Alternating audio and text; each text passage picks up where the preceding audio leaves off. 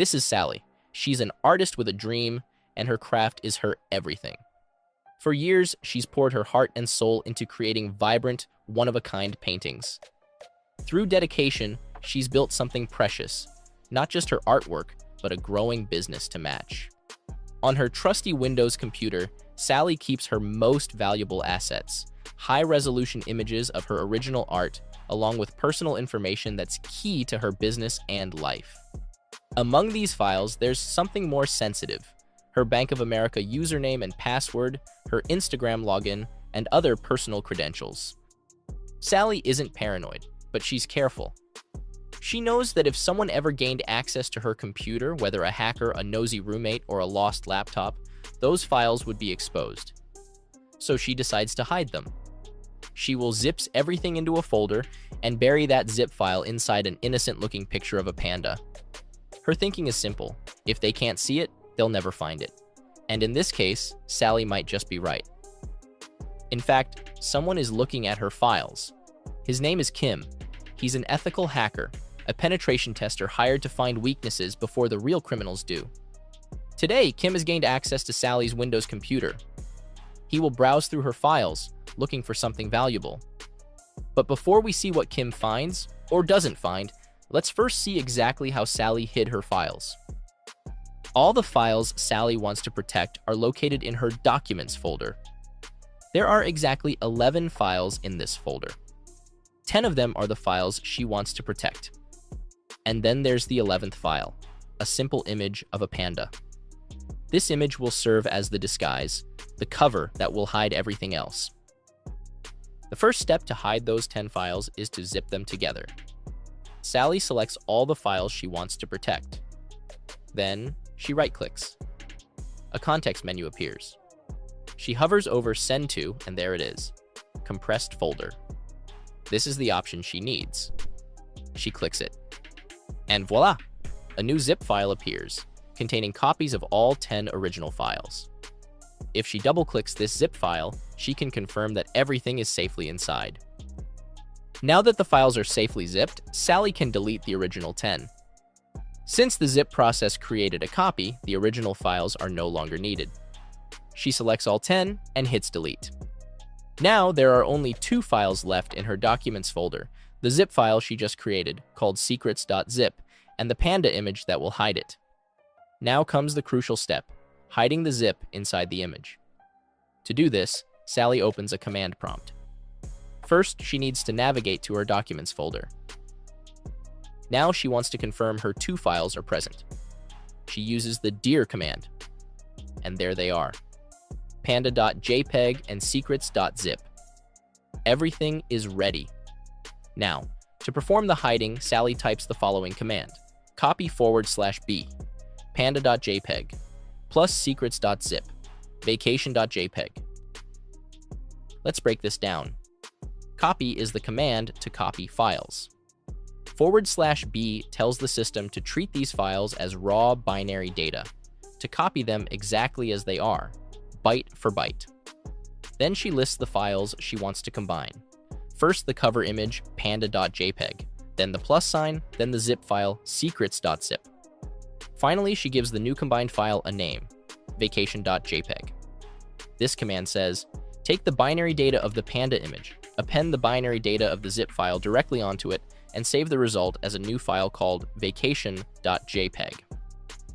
Sally presses enter, and boom, a new file appears, vacation.jpg. This file is both an image and an archive. When opened, it displays the panda perfectly. The zip file is now invisible, tucked away at the end of the image data, invisible to the naked eye and to most casual inspections. Sally double-clicks vacation.jpg. It opens like any other picture, a beautiful panda. She smiles, satisfied that her secrets are now hidden in plain sight. She can even delete the original panda.jpg and secrets.zip, leaving only vacation.jpg behind, a single image that holds everything. But how does Sally actually access her hidden files? The image viewer only shows the picture. To uncover her secrets, she needs to approach it with an archival tool like 7-zip. Let's see how she does it. Sally opens 7-zip file manager. She navigates to her documents folder where vacation.jpg is waiting. Now, instead of double-clicking it with an image viewer, she double-clicks it directly inside 7-zip. And voila, her hidden files are now visible. There they are, all 10 original files, perfectly preserved inside what appeared to be a simple picture. From the outside, vacation.jpg is just a panda, but inside 7-zip, it's a fully functional archive. But will this trick fool someone like Kim? Let's find out. But before we look at Kim, let's break down the technique Sally just used. To understand this trick, we need to understand how files are structured. A file like a JPEG isn't just a blob of data. It has a specific structure starting with a header. This header tells the computer, hey, I'm an image, open me with your photo viewer. A zip file also has its own header. When Sally used the command copy/b, she told the computer to perform a binary copy.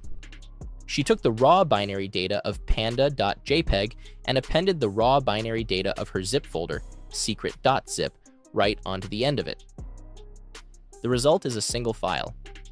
When any image viewer opens vacation.jpg, it reads the JPEG header, sees the image data, and stops at the end of the image data. But a file archiver works differently. When you open vacation.jpg with 7-zip or WinRAR, it doesn't care about the JPEG header. It scans the entire file from beginning to end, looking for the telltale signature of an archive. When it finds the zip header hidden deep within the data, it says, aha, there's an archive in here, and allows you to access the contents. Now, let's step into Kim's shoes. He already has access to Sally's system through MeterPreter. If you are not sure how he got in, check the video linked above. Kim moves into Sally's documents folder and lists the files. He sees vacation.jpg. At first glance, it looks completely ordinary. Just a harmless picture, nothing suspicious, nothing worth investigating. And that is exactly why Kim is fooled. Because the file passed the initial visual tests, Kim dismisses it as irrelevant. His tools are designed to find vulnerabilities, not to uncover cleverly hidden non-malicious data. He moves on, leaving the secret vault untouched. So, Sally wasn't hacked. Not because her method was perfect, but because the attacker was focused elsewhere. This technique is called steganography, the practice of hiding a file, message, or piece of data inside another file. It's like a digital magic trick. And that's it for today. Kim moved on, hunting for SQL injections or network vulnerabilities. Sally's secret remained safe, not because the method was unbreakable, but because the art of hiding is often the best defense.